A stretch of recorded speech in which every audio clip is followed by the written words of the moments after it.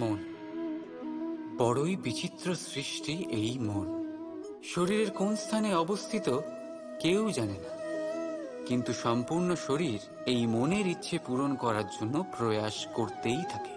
এখন যদি কিছু খেতে ইচ্ছে করে, তাহলে মানুষ তার সমস্ত শক্তি লাগিয়ে এই খিদে মেটাবার প্রয়াস করতে থাকে।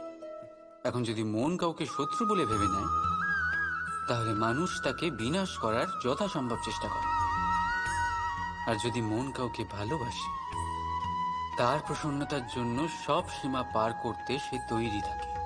কিন্তু জীবন সুখী করতে হলে এটা আবশ্যক যে মন যেন খালি থাকে, এই বাঁশির মতো। ভেতরে কিচ্ছু নেই, না সুর আছে না তাল, তবেই ফুঁ দিলে স্বর বেরোয় এর থেকে। একইভাবে নিজের মনকে ভাবনামুক্ত রাখা অতি আবশ্যক। মনে রাখবেন, মনের মধ্যে যদি কিছু ভরে রাখে, তাহলে মন ভরে বাঁচতে পারবেন না। রাধা রাধা।